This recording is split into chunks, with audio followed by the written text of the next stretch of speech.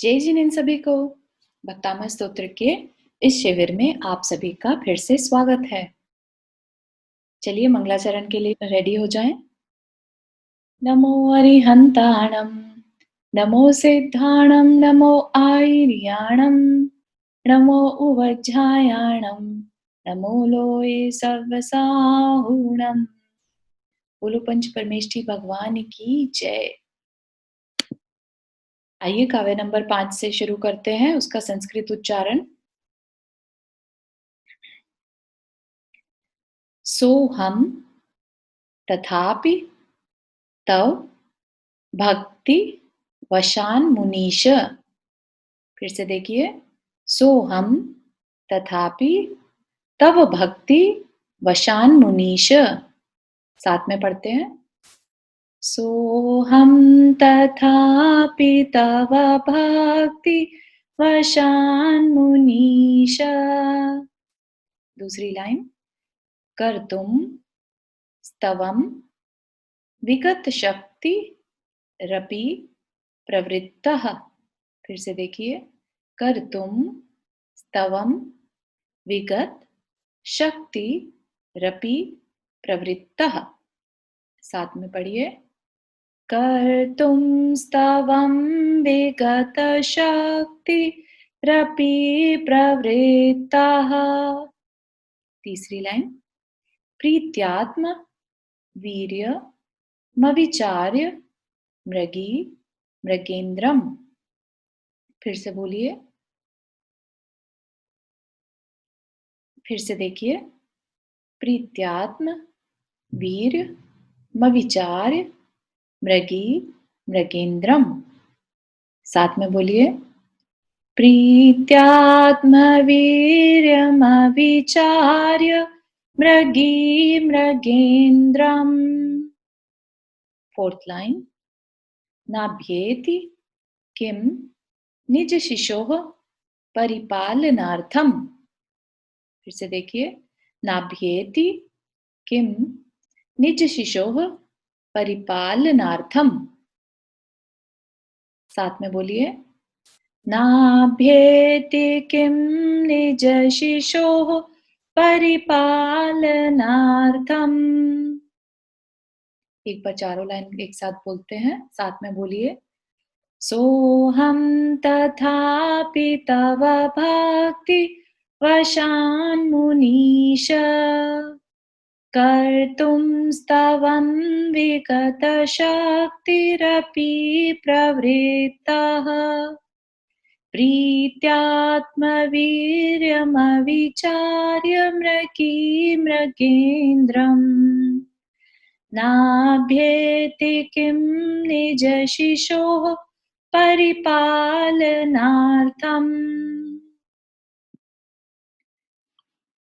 तो ये हमने अभी संस्कृत देखा। अभी इंग्लिश का अगर देखना है तो वो भी यहाँ पर स्लाइड है, आप यहाँ पर पॉज करके और उसको देख सकते हैं।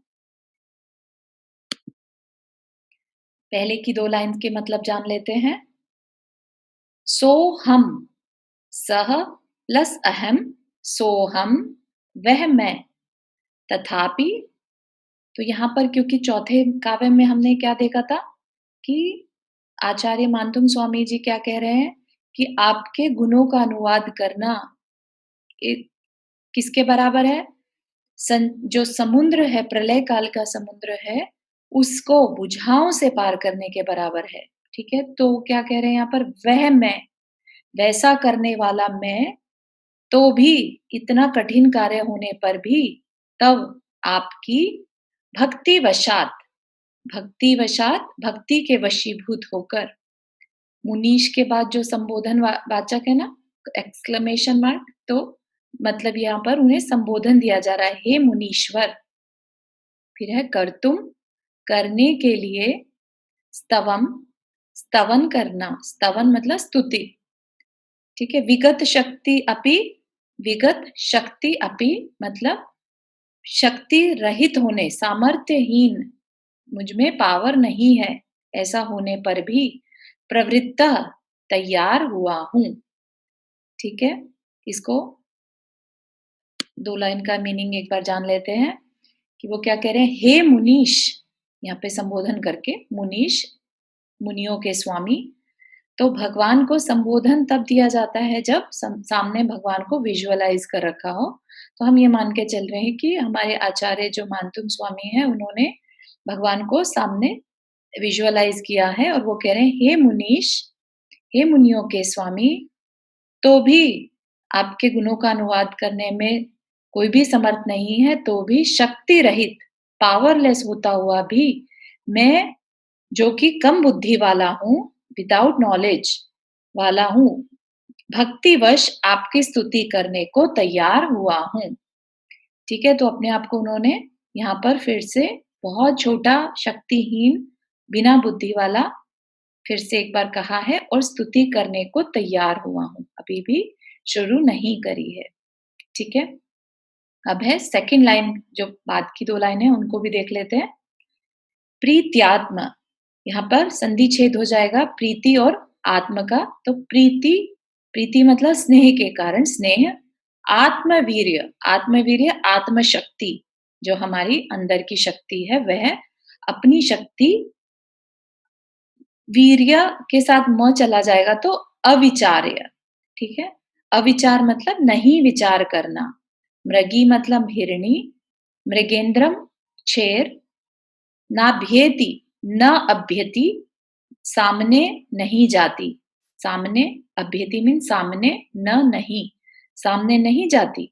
तो ये क्वेश्चन मार्क में आ जाएगा, किम क्या, कह रहे हैं ना, क्या नहीं जाती। निज शिशो, अपने शिशु की, शिशु मतलब बालक, चाइल्ड, अपने शिशु की परिपालनार्थम, रक्षा करने के लिए। ठीक है, तो इन 2 लाइन का अर्थ जान लेते हैं। हिरणी, हिरणी होती है डियर, अपनी शक्ति का विचार ना कर, शक्ति मतलब अपने, उसके अंदर जो पावर है उसका विचार ना करके, प्रीतिवश, उसको अपने बच्चे से जो अटैचमेंट है उसके कंट्रोल में, उसके वश होकर अपने शिशु की रक्षा के लिए क्या सिंह के सामने नहीं जाती, अर्थात जाती है। चारों लाइन का एक साथ देखते हैं कि हे मुनियों के स्वामी, हे मुनीश, मैं कैसा हूं, आपके अनंत गुणों का गुणानुवाद करने में शक्तिहीन होते हुए भी आपकी भक्तिवश स्तवन करने के लिए, स्तुति करने के लिए, आपकी प्रशंसा करने के लिए प्रवृत्त हो रहा हूं।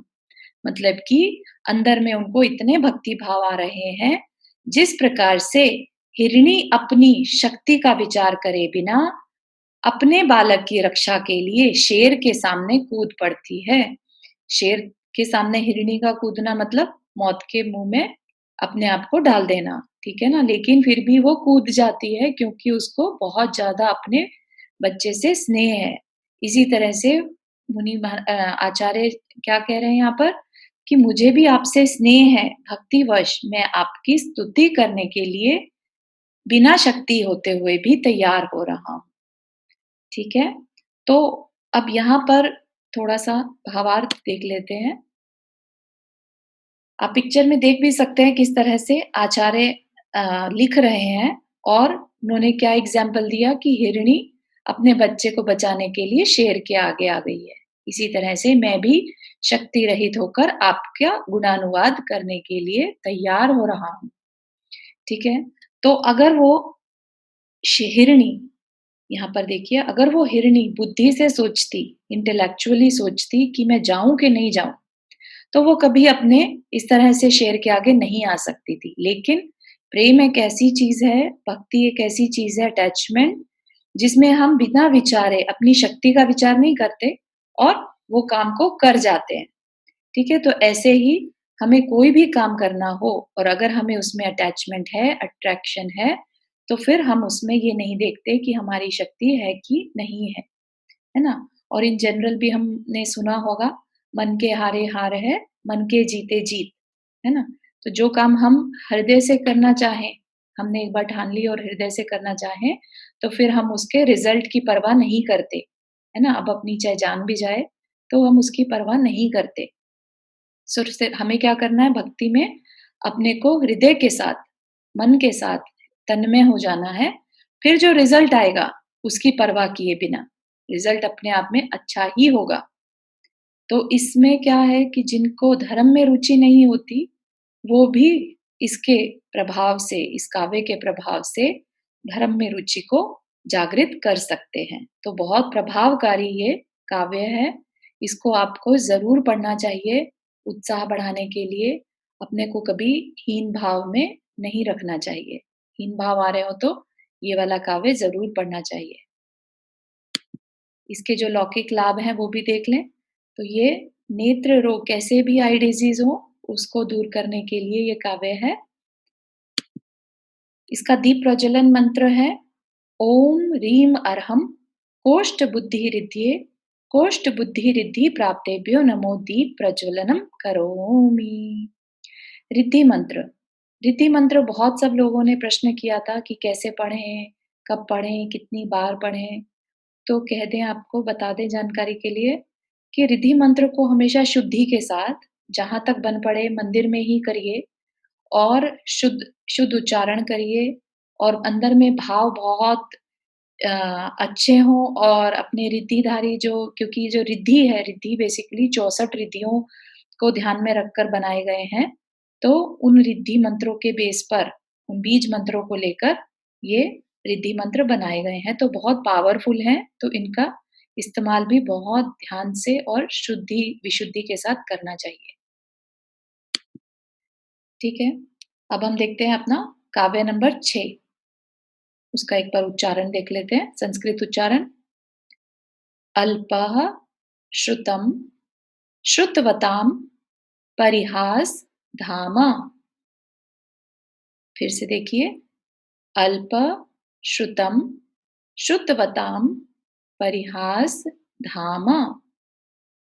साथ में बोलिए, अल्प श्रुतं श्रुतवतां परिहास धाम। दूसरी लाइन, त्वद्भक्ति रेव मुखरी कुरुते बलान्माम। फिर से देखिए, त्वद्भक्ति रेव मुखरी कुरुते बलान्माम। साथ में देखिए, त्वद्भक्तिरेव मुखरी कुरुते बलान्माम। तीसरी लाइन, यत् कोकिलः किल मधौ, औ की इसमें साउंड आएगी, मधौ मधुरम विरौति। फिर से देखिए, यत् कोकिलः किल मधौ मधुरम विरौति। साथ में बोलिए, यत् कोकिलः किल मधौ मधुरम विरौति। Fourth line, तच्चाम्र तच्चाम्र। यहाँ पे ये संधि हो गई है, इसलिए त और आधा त और च मिलकर तच हो गया, लेकिन इसको बोलेंगे कैसे? तत् तत् चाम्र चारु कलिका निकरैक हेतु। फिर से देखिए, तत् चाम्र चारु कलिका निकरैक हेतु। तच्चाम्र चारु कलिका निकरैक हेतु। ठीक है? इसका इंग्लिश प्रोनाउंसिएशन देखना है तो यहाँ पर है। फिर हम चलते हैं काव्य 6 के मीनिंग पे। पहली 2 लाइन का क्या है? अल्प श्रुतम, श्रुत होता है ज्ञान को, अल्प कमी, अल्प ज्ञानी, अपने फिर से अपने लिए बोल रहे हैं। श्रुतवताम, श्रुतवताम है विद्वानों की, क्योंकि अल्प श्रुत हो गया कम श्रुत वाला, श्रुतवताम जो कि ज्ञान से भरे हुए हैं, विद्वान। ठीक है? परिहास धाम, हंसी का पात्र। परिहास मतलब हंसी और धाम पात्र। यहाँ पर फिर से संधि छेद करेंगे। त्वत् भक्ति, त्वत् आपकी, त्वत् होता ना, त्वत् भक्ति, भक्ति मतलब भक्ति, आपकी भक्ति, रेव र इधर भक्ति का र इधर आ गया, भक्तिर विसर्ग आ जाती नहीं तो यहाँ पर, तो भक्त्वत् भक्ति इव, एव मतलब ही, मुखरी, मुखरी मतलब बोलने के लिए प्रेरित, कुरुते कर रही है, बलात् बलान माम में बलात् और माम, ठीक है? त का न हो जाता है संधि में। बलात् माम, बलात् मतलब बलपूर्वक और माम मुझको, ठीक है? इसका मीनिंग देखते हैं। विद्वानों की हंसी के पात्र, जो नॉलेजेबल स्कॉलर्स हैं, वो मुझ पर हंसेंगे। मैं उनकी हंसी का पात्र हूँ। मुझ अल्पज्ञानी को आपकी भक्ति ही, मुझ अल्पज्ञानी मतलब कम नॉलेज वाले को, आपकी भक्ति ही कारण हो रही है बोलने के लिए, कि आपकी भक्ति मुझे बोलने के लिए विवश कर रही है, ठीक है? स्लाइड इसके दो सेकंड 2 लाइन्स का देखते हैं। यत, यत कोकिला है ना यहाँ पर, तो यत और कोकिल, यत का और कोकिल का संधि छेद कर देंगे। यत जो, कोकिलः कोयल, किल निश्चय से, है ना? हमने शुरू के काव्य में भी पढ़ा था ना, किलहमपि, है ना? किल निश्चय से, मधौ वसंत ऋतु में, मधुरम सुरीली आवाज में मधुर लगने वाली, विरौती मतलब बोलती है। फिर यहाँ पर संधि छेद तत् चाम्र, तत् हो गया और चाम्र, ठीक है? उसमें चाम्र च अम्र, है ना? तत् च अम्र, तो उसमें आम्र, आम्र मतलब आम, चारु मतलब सुंदर, कलिका जो उसके भौर होते हैं ना, मंजरी, वो, निकरैक मतलब उसके समुदाय, गुच्छे, हेतु कारण, ठीक है? तो इसका मीनिंग देख लेते हैं। बसंत ऋतु में कोयल जो मधुर शब्द करती है, आम के पेड़ पर जो कोयल बसंत ऋतु में मधुर शब्द करती है, आप सभी ने सुना होगा, तो उसमें निश्चय से आम्रकलिका ही एकमात्र कारण है। क्यों?